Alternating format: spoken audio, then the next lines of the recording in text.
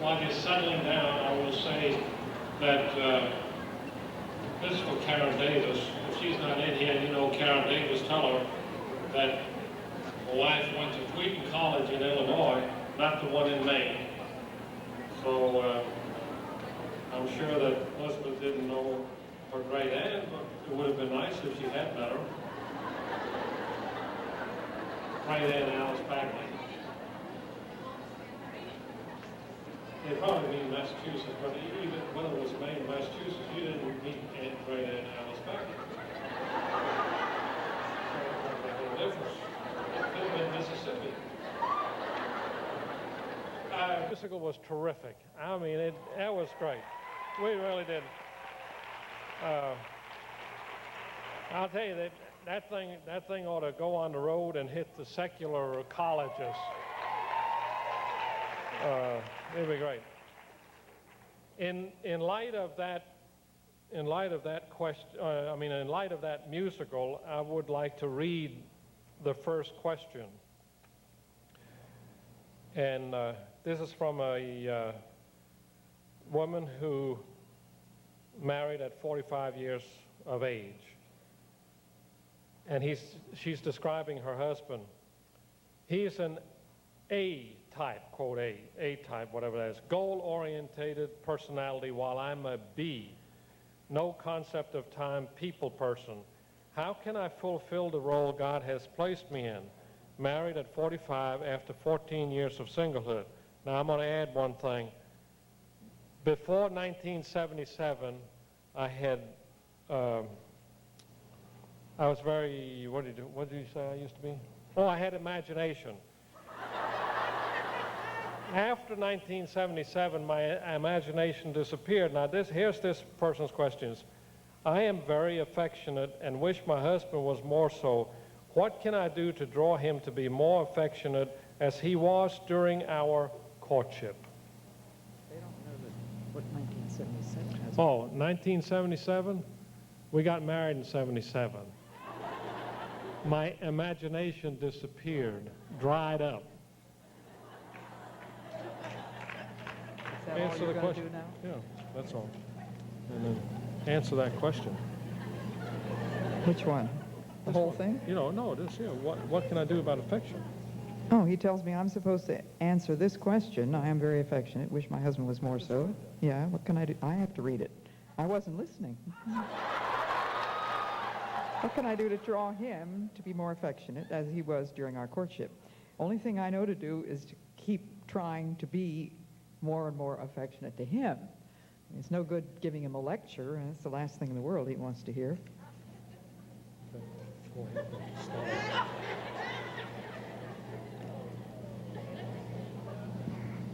Do you really believe that eating dessert before your meal is out of order?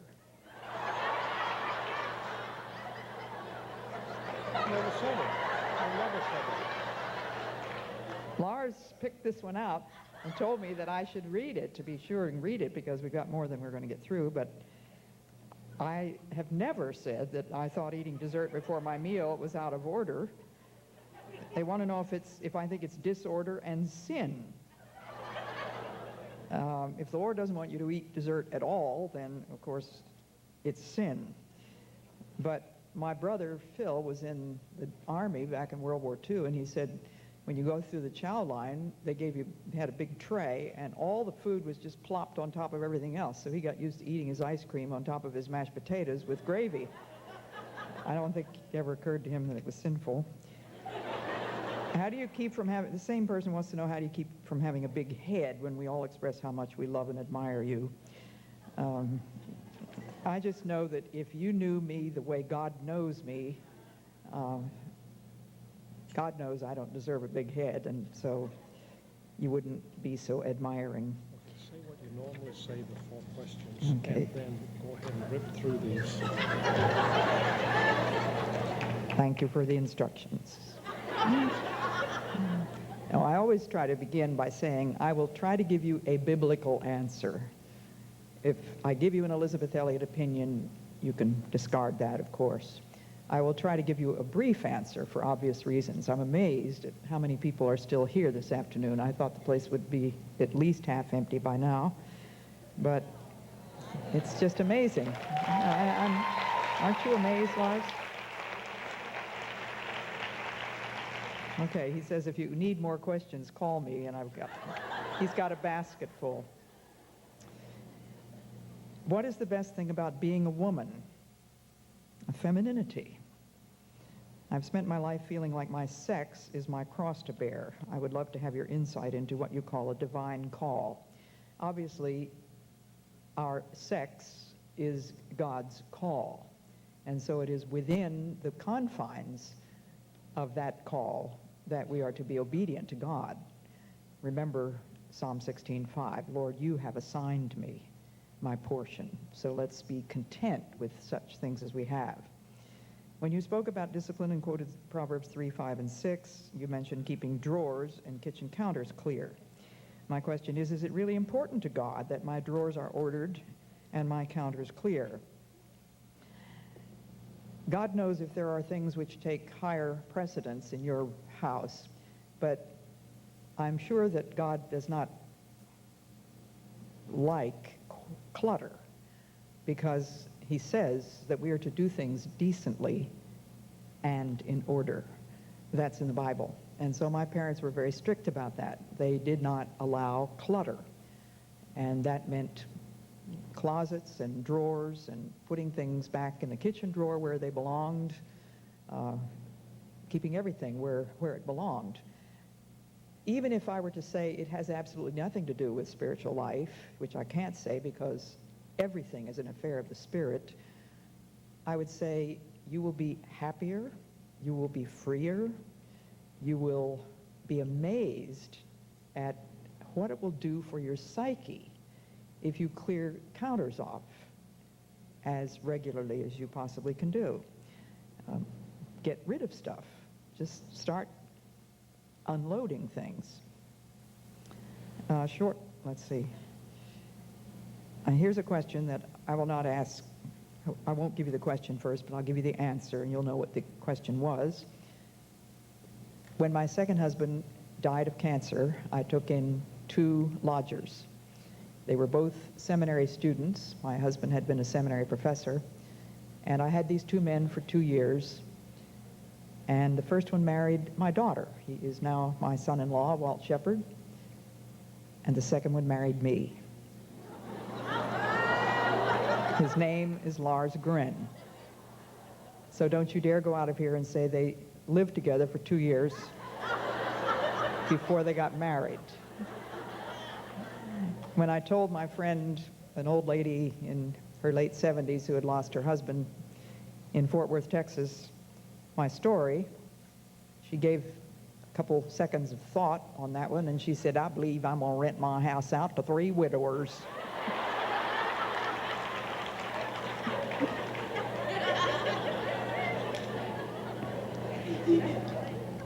Last night you described what we need to do to have a quiet heart and the fruit or benefits that result, but how would you describe a quiet heart?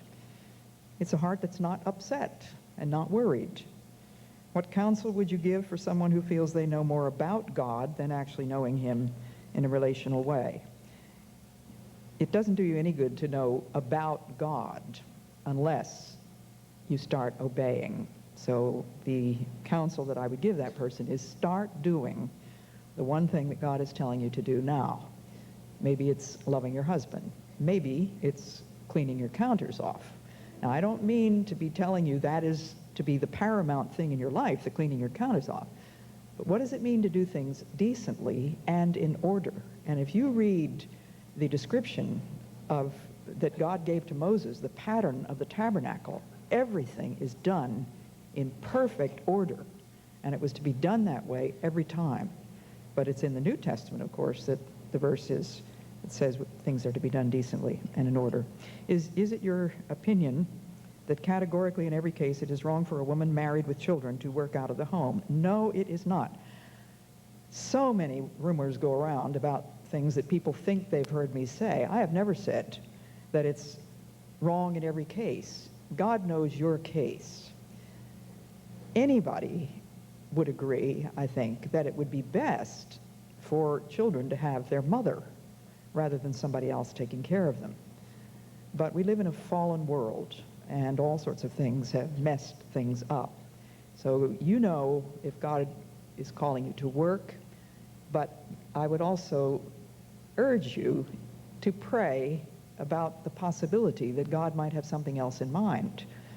I've had some wonderful letters from women who were sure that there was absolutely no way that they could quit their job. And their husbands didn't think there was any way, and through prayer and fasting, they have found an answer. One family was able, within less than a week, to sell their house and get another house with exactly the same square footage for half the price. And that enabled the mother to stay home. Do you have any words of wisdom for single mothers in regards to discipline with limited time, making the most of my time with my child? It seems to me that that's fairly simple, not necessarily easy. If you have to work, then whenever you are at home, try to have your child with you. If you're working in the kitchen, or you're cleaning the bathroom, or you're doing the laundry, have the child there and just be with your child as much as you possibly can, and do everything you can to assure the child that you love him. If you could name one, maybe two things that your parents did right, what would they be? They understood authority. My father was under the authority of Christ. My mother was under the authority that Christ had assigned to my father.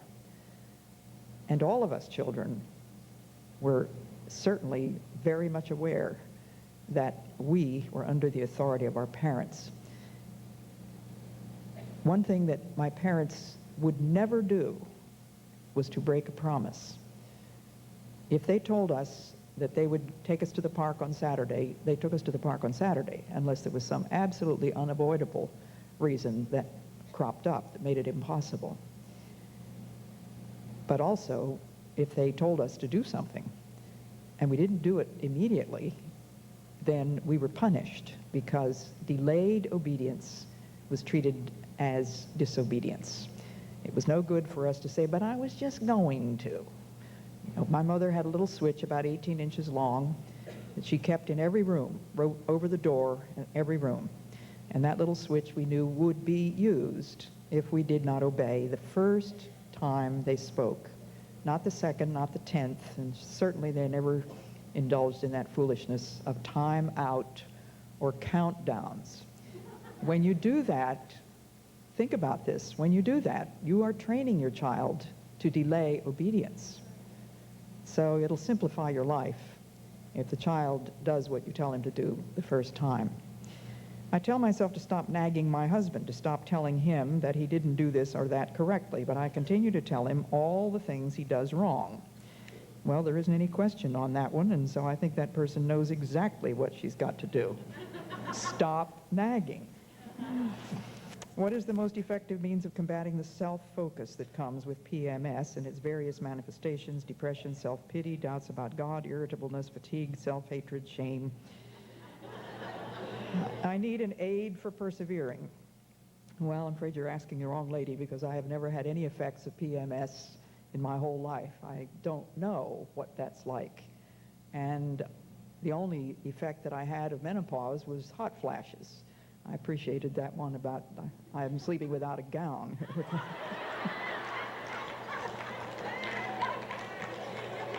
I did have hot flashes for a few years.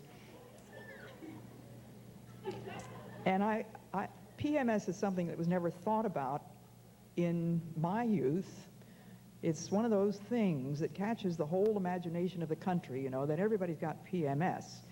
I don't mean to tell you that it doesn't exist, but I really do believe that, like everything else that has to do with our temperament, you can bring it under the authority of Jesus Christ.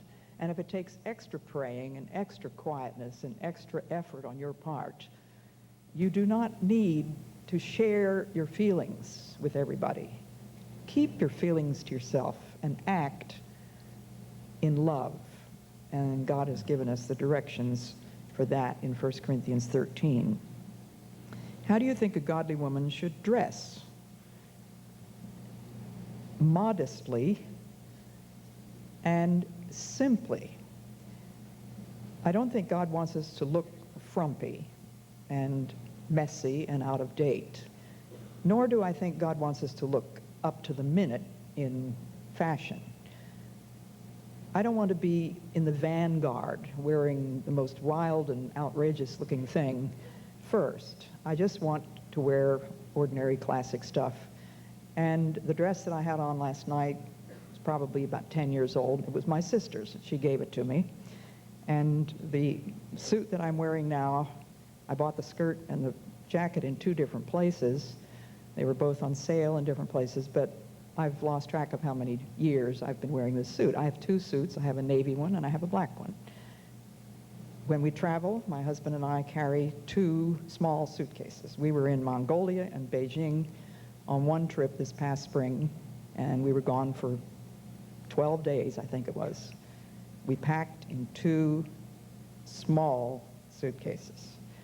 Now, how do you do that? Well, 2 skirts in the suitcase, 10 blouses maybe, and a jacket. Well, that's more than this person asked. As for bathing suits, it is an impossibility now, it seems to me, to buy any kind of a bathing suit that can be seen in public. So you're just going to have to stay off the beaches. I couldn't be more serious about that. And just a few months ago in my newsletter, I wrote, the lead article was on modesty. And I expected to get a lot of flack because I know I offend people when I talk about the length of skirts and the fact that women are wearing almost entirely pants these days. Now, do not go out of here this afternoon, ladies, and say, Elisabeth Elliot says it's wrong to wear pants. Because I think 90% of you are wearing pants today, and I am not saying there's anything wrong with that. But I do want to encourage you to aim at that which is more specifically feminine, wherever possible. I have a pair of blue jeans, which I wear for working in the garden or riding a horse or climbing a mountain. I have wool slacks that I wear when my husband and I take a walk in the sleet and the snow. But most of the time, I wear a skirt. Now, that doesn't mean I dress up. I wear a denim skirt sometimes. I wear a khaki skirt. But it's more feminine, that's all. I long to see Christian women embrace their femininity rather than take their cues from the world, and the world is just saying we're all equal. You know, you don't realize what a job the feminist movement has done on all of us. It really is quite tragic. So we want to set an example of simplicity, of unobtrusiveness, and yet modesty and just looking neat. There was a time when we wanted to be pretty if possible, but it was always possible to be neat. The concept of neatness seems to have been lost. When is it right to let go and let God, or hammer stoutly, pray devoutly, and how can you know the difference? It depends on what the issue is. There was a time when the Lord told Moses to quit praying about something. He said, you have compassed this mountain enough. Now go out and do what I've told you to do. But he's also told us in the parable in the New Testament of the importunate widow that we are to knock and expect an answer from God. I can't give you a policy by way of an answer. I just think you have to take each situation and ask the Lord to give you wisdom. How did you work through the process of forgiving the savages who murdered your husband and father of your daughter so that completely you could go back with your daughter and lay down your lives for them? Thank you for the question, but I never had any struggle at all in forgiving the people who killed my husband because they had no idea what those men were there for. They thought that they were cannibals. And when I got to know the 5 men who had done the killing, I got tapes. I got 2 of them to give me play-by-play descriptions on a 45-minute tape each. And I got one of the women who had watched the whole thing tell me her story. And these 3 people gave me their stories separately. They were not listening to each other, and those stories match. So I know everything that happened that day. And there was never any question in my mind that these people did this in self-defense, not out of bloodthirst or hatred. They thought that the men were coming to eat them. But this question, of course, raises the question of forgiving someone of my own background, somebody who knows the Bible just as well as I do, someone who may hurt me. I would find much more difficult to forgive. As I say, I didn't find any difficulty at all in forgiving the Indians because they didn't know. But Christians can certainly hurt each other, can't they? How can you keep a quiet heart if it is your desire to marry and have a family? You're full of fear, again, fear of the future. You only have today. Now, you heard that in this musical, didn't you? You only have this present moment. And there's a wonderful little book called The Sacrament of the Present Moment. It's written by de Caussade, small d-e, capital C-A-U-S-S-A-D-E. Now, I tell you right up front, it is written by a Catholic, probably 100 years ago. So you can sort out the wheat from the chaff. There may be things in there that you wouldn't want, but there are some wonderful spiritual principles which I think are worth getting your teeth into. And Amy Carmichael was very strong about teaching her people, don't deprive yourself of the great riches of the past just because there's something in the book you didn't like. You learn to take the wheat from the chaff. So stick with what God has given you, and it really isn't any of your business whether he wants to give you a husband or not. I think it's okay to pray for a husband, but he might be saying to some of you, it's time for you to stop praying about that. In my time, I'll give you a husband if that's the best thing for you, but concentrate on the things that I have given you today. What type of balance do you use between systematic Bible study and spontaneous reading during prayer and quiet time? I would say I hardly ever do any spontaneous reading. It's always during my prayer and quiet time, and I don't do systematic Bible study, if by that you mean topical or taking certain sections of the Bible. I read straight through the Bible. Right now I'm reading 1 chapter in the Old Testament and 1 chapter in the New, just in sequence. What are the qualities that you have observed that consistently characterize staying the course of the Christian walk over the long haul of life?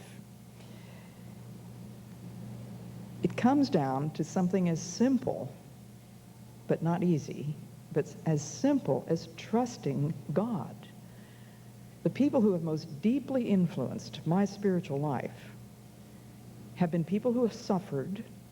Every single one of them has been a person that has suffered, and I think if you try to tot up the names of the people who have had the deepest influence in your life, you're going to find out that they've been people that have suffered.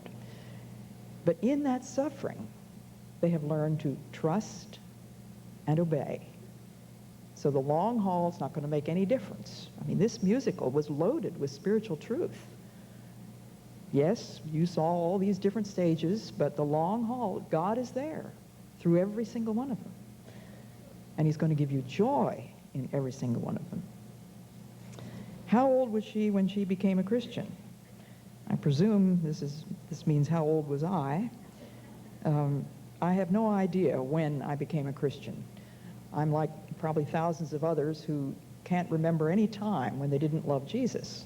And because we grew up in such a strong Christian home, I'm assuming that there was a time when perhaps at my mother's knee or my father's knee, I said, I want to say yes to Jesus. But as far as I know, there isn't any specific date. You are a woman who has walked through the death of 2 husbands. Have you not been shaken in your faith? Well, I told you 4 things that shook me in my very first year as a missionary: the murder, the death, the robbery, and the flood. Yes, they shook me And there are times in our lives when everything which is shakeable gets shaken. But God is still there. He's still got the whole world where? In his hands. He hasn't let go of us. Underneath are the everlasting arms. If you are to trust God and yet know that he may choose to take your loved ones from you, how do you not fall into fear of the future?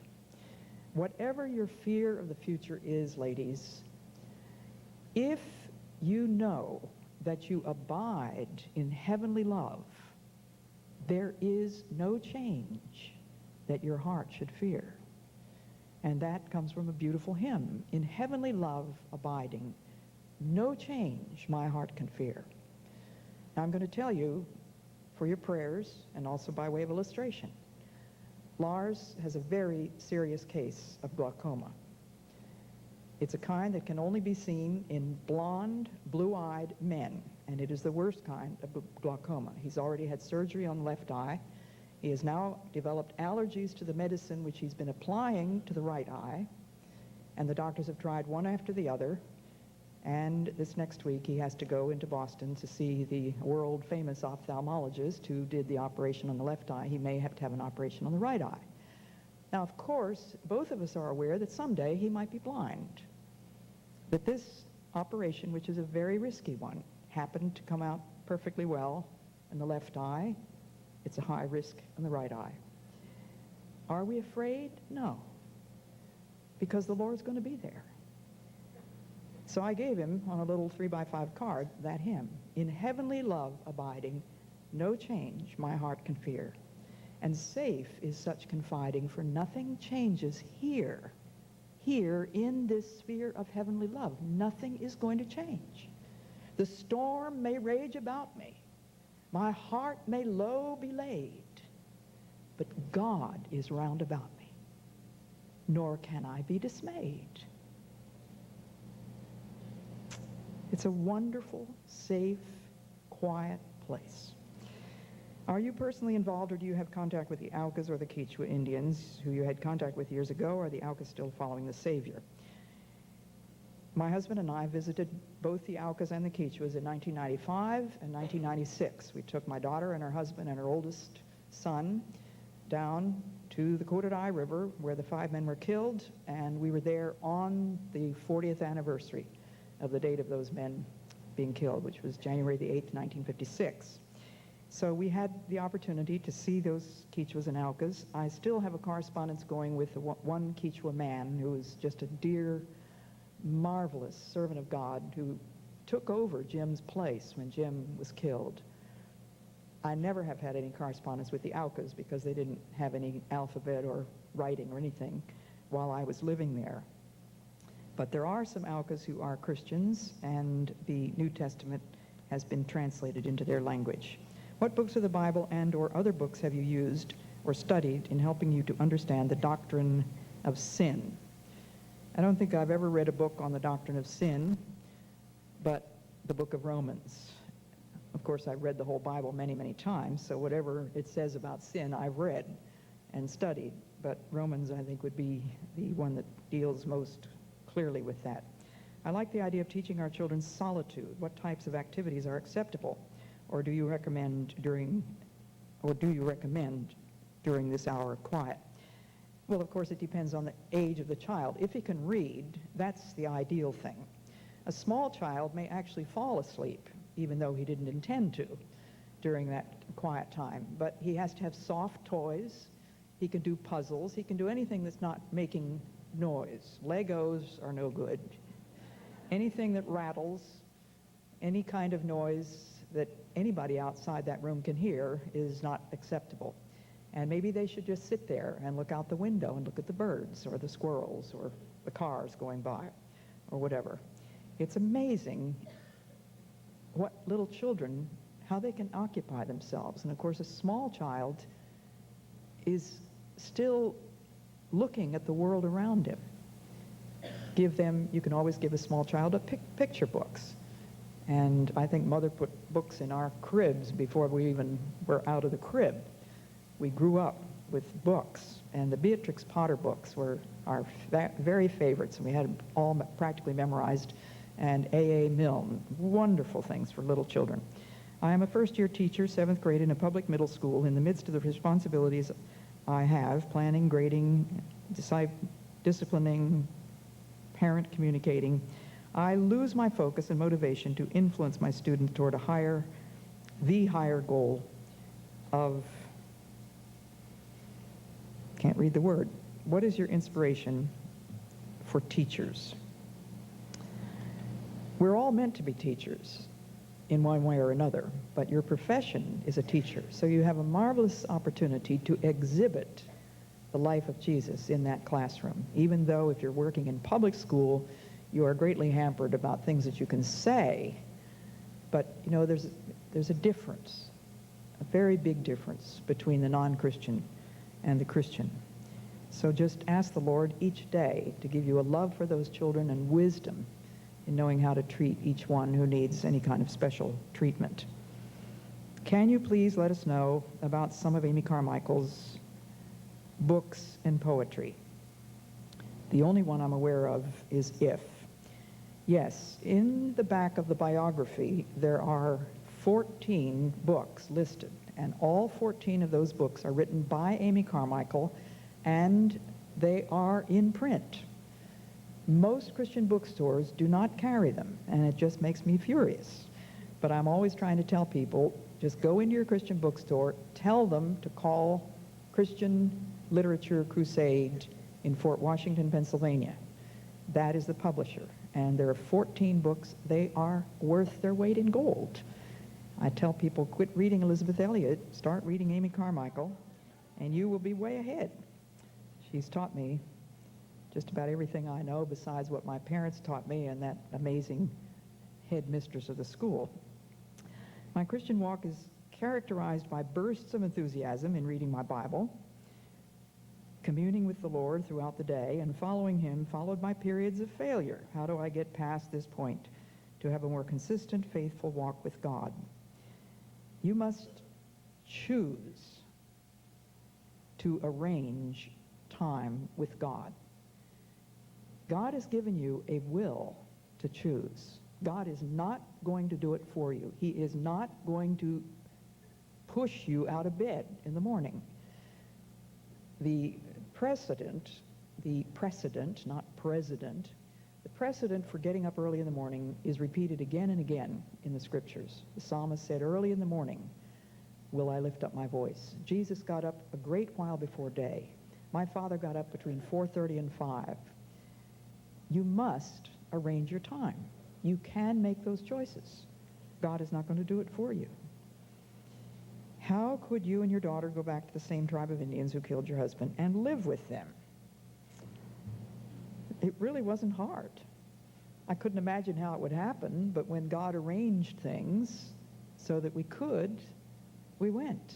And I loved those 2 years that we had there. Only 2 years with the Aucas. Now, I spent 8 years with the Quichuas, 1 year with the Colorados. I was in Ecuador 11 years altogether. But it was not difficult. And Valerie is often asked if she feels deprived because she grew up in such a Stone Age primitive people. We were 3 days by trail and canoe from the nearest mission station. So if there'd been any kind of an accident or illness, there isn't any way in the world we could have gotten medical help. But the Lord preserved us through all of that. And when Valerie is asked, don't you think you were deprived, she just laughs. She says, I'm the luckiest child in the world. And her husband grew up in Africa. His parents were missionaries there, and he has the same opinion. What reading would you recommend that I go through with my 2 teenage daughters that would foster their hunger for God and help continue their maturing in him? Could you recommend authors or specific books? I want nitty-gritty issues, building books, and not fluff.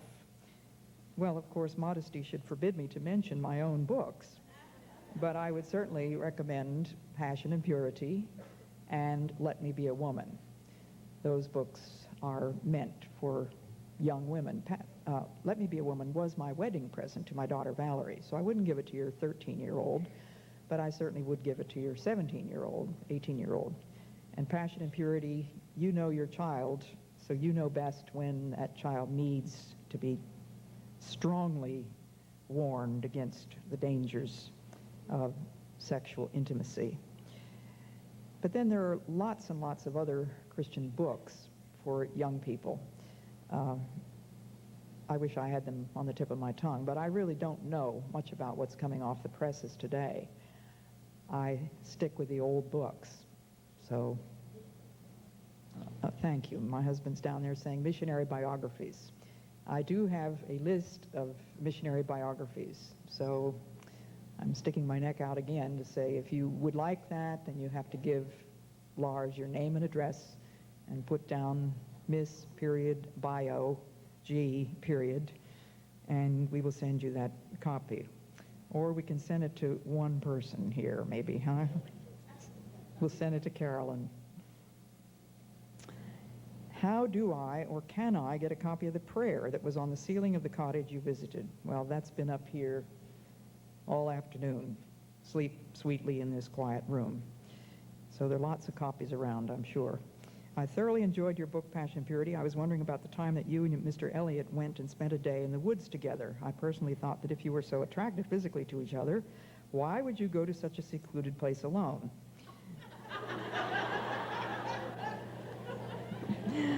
Well, we not only went to the woods, we climbed Mount Hood, parts of Mount Hood. We canoed across the Columbia River to an island and spent a whole day on the island. But if you've read Passion and Purity, you know that the whole thing began in a park in Wheaton, Illinois, when Jim had told me that he loved me. And that day, it was all settled before God that we were going to keep our hands off each other. And Jim said to me, I'm not going to ask you to marry me because I believe that God is calling me to remain single, perhaps for the rest of my life. If God gives me a green light, you're the woman that I would like to have. But he said, I'm not asking you to wait for me. I'm not telling you I will marry you. You go ahead and go to Africa. I'm going to South America. God knows how to bring us together. But he said, I am not going to lay a finger on you because I have no rights over you.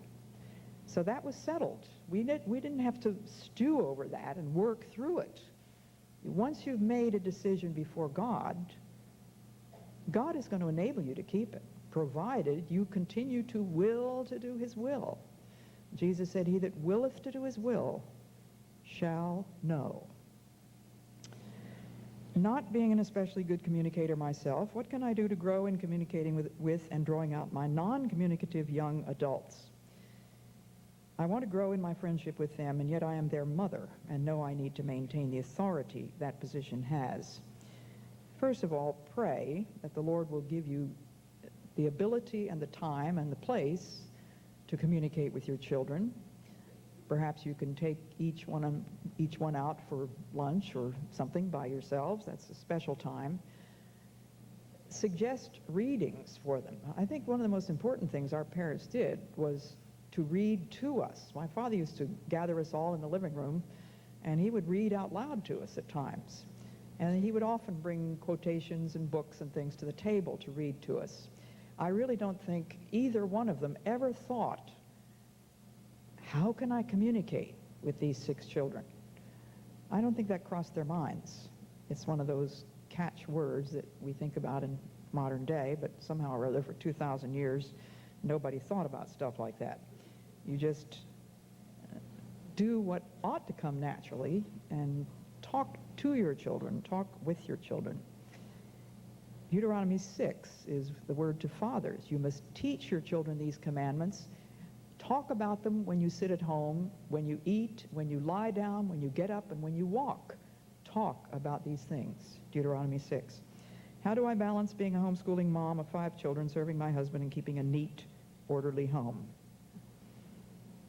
Takes discipline, doesn't it? And you might find my book helpful, Discipline, the Glad Surrender. Balance questions I cannot answer because you have to find the balance on your knees before God. God will tell you which is the most important thing for today. But we are procrastinators, aren't we? And I just heard one of these experts on the TV the other day said that people who accumulate clutter are people who postpone decisions. Nobody really likes clutter. Why is it there? Because they can't make up their minds. So let me make a strong suggestion about your little children. You've got to teach them from very small childhood that if they have done 15 drawings for you on a particular week, you will present them with 15 drawings on Saturday, and you say, now, sweetheart, you may keep one of these, and you must throw away the rest of them. And that child may sit there for 2 hours trying to figure out which one he's going to keep, and he may cry and fuss, but you're going to have 52 of them by the end of the year. And if he brings home Sunday school papers and scribbles and stuff from kindergarten or nursery school, you've got to teach him, you may not keep these. Now, if you're going to say that to your child, what are you going to do when you come home with a new dress? Get rid of an old one. How many of you find that easy? Oh, but I might use it. When's the last time you wore it? Hudson Taylor went through every single thing he owned every year. And whatever he had not used in the previous year, he felt duty-bound before God to either give it away or sell it or throw it away. Throw away, put away, give away. A Christian relative is seeking a divorce from their spouse. How do I speak truth in love without enmity growing between us? It's probably impossible, but try it anyway. People are not usually asking for anybody's advice.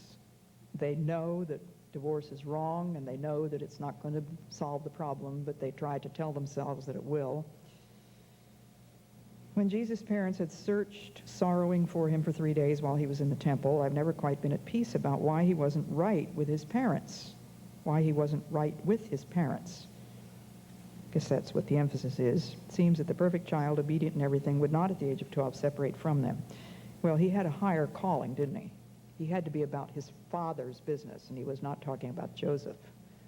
So he was a unique case, of course, but still obeyed his parents and went home with them and was subject to them. I'm 37 years old, and I have for many years struggled with my desire to be a wife and mother and wanting for that to come to pass, and my desire to go back to school to become a physician. What suggestions do you have in helping me to discern God's will? Do I go forward in steps to become a physician, or wait on God to fulfill the other desire of my heart? That is a difficult question for women particularly, because I believe that if you go through the very expensive and very long training that it takes to become a physician, if God also gave you marriage, you would find it very difficult to give up your physician work. So I always want to challenge young women who are thinking about being lawyers or doctors. Would you be prepared to give up all that training and all that money that has been spent if God should give you a husband? Think about that. You might want to do what one of my nieces has done. She's become a nurse practitioner, which only takes 3 years. It doesn't take nearly as long as being a physician. But of course, I can't answer the question.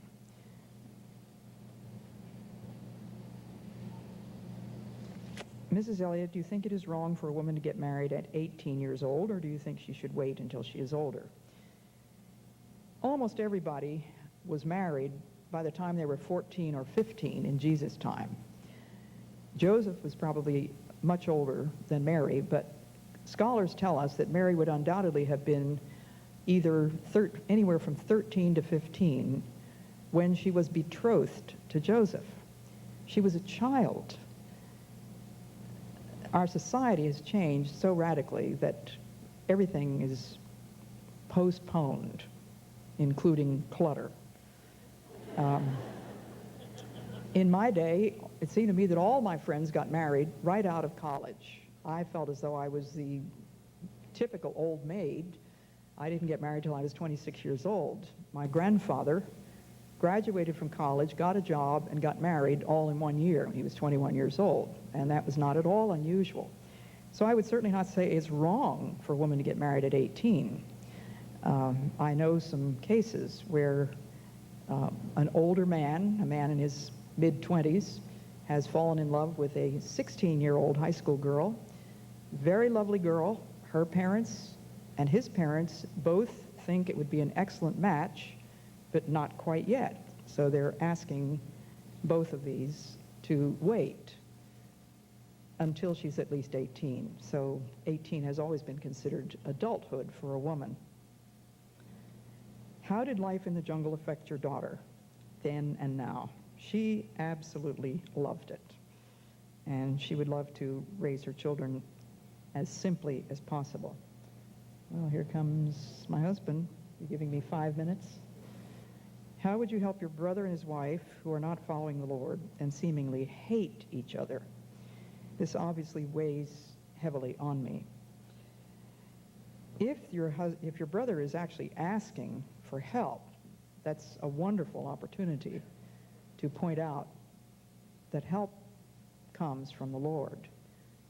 And he needs to learn to love his wife as Christ loved the church.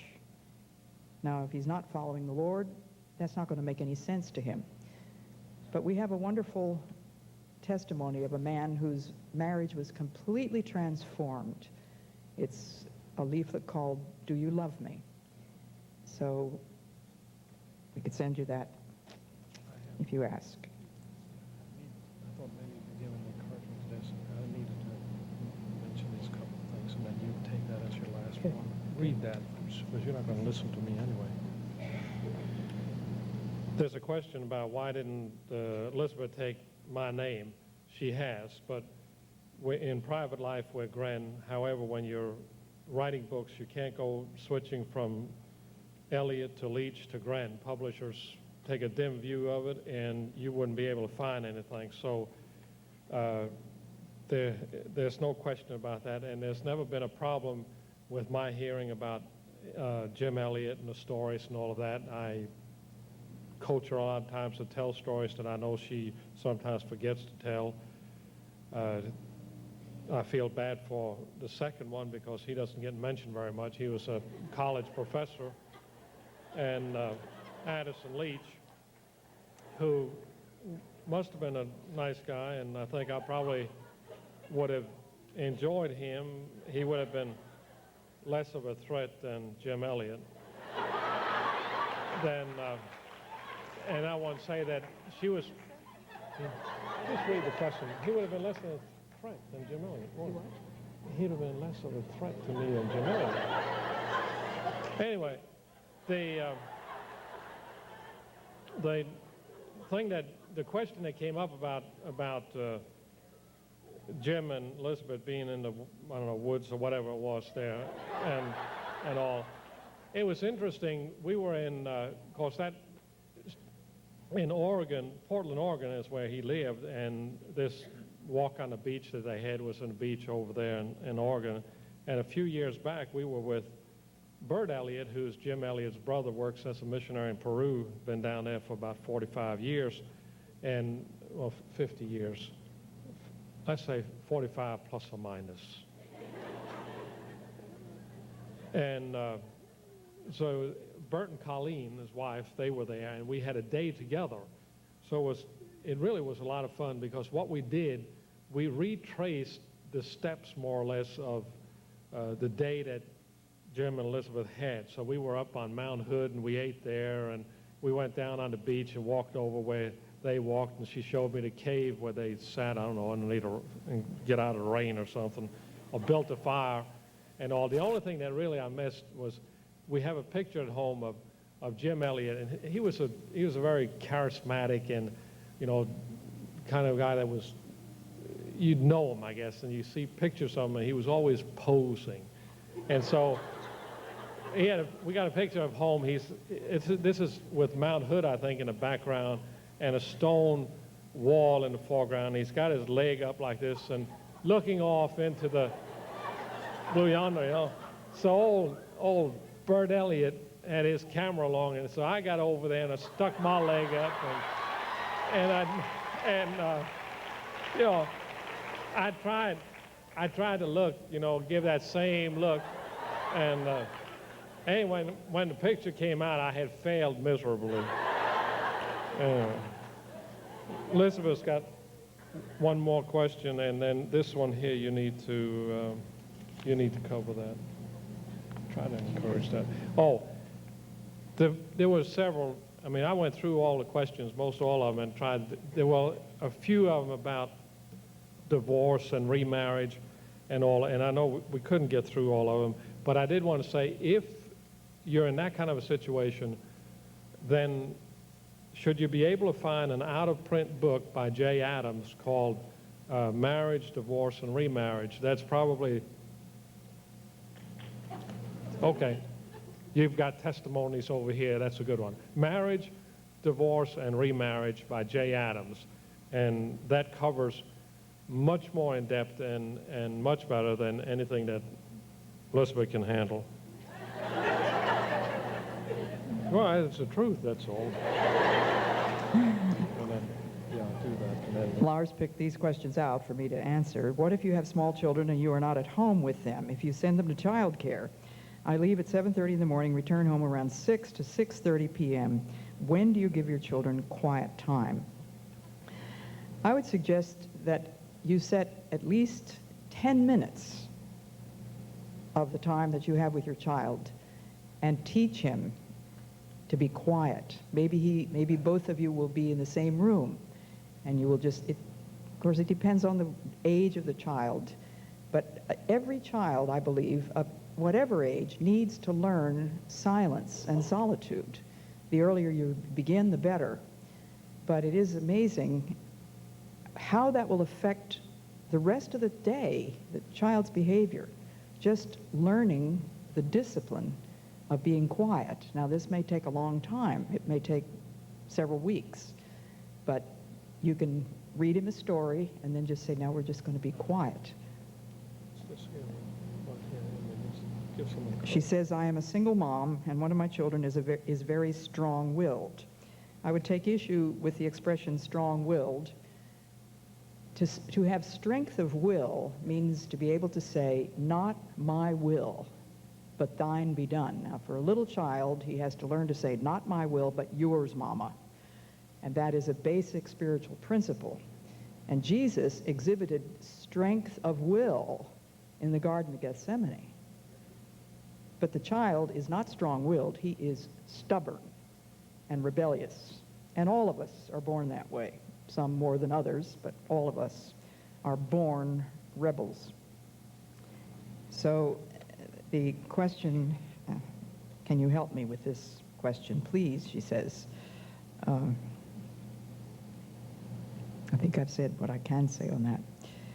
How did you meet and marry Lars? I've already told you that story. What do you appreciate most about him?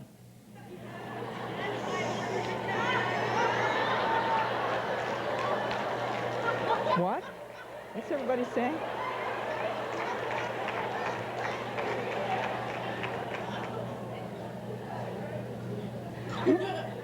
You're thinking that he set me up with this question. Well, you're absolutely right about that.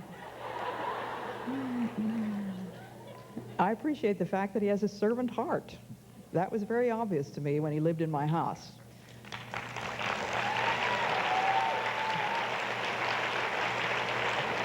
Now, that's not the only thing. He's a man that never puts on any airs. In fact, he's been known to say publicly, her first husband was a spiritual giant, her second husband was an intellectual giant, and I'm just a country boy. Spent a lot of time in Mississippi, as he calls it, 3 syllables, in Georgia. But he doesn't put on any airs. He doesn't try to make anybody think that he's something that he's not. And, of course, I love his sense of humor. We do have a lot of fun. Thank you from my heart. It has been a very great privilege to be with you all. And may the peace of the Lord be always with you.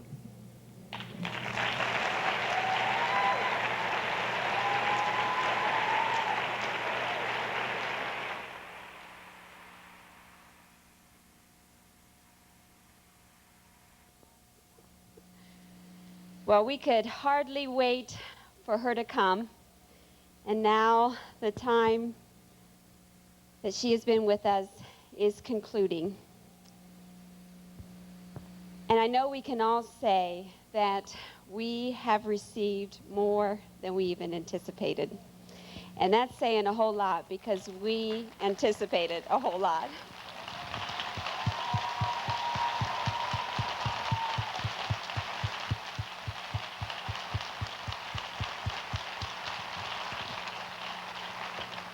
I know I'm speaking on behalf of all the women, but we just want to thank you for your life of obedience to God's word. We thank you for faithfully serving the Lord all these years. Thank you for your courage to clearly speak biblical truth. Thank you for the godly example that you have set for all of us younger women. Thank you for staying the course, and thank you so much for serving us this weekend.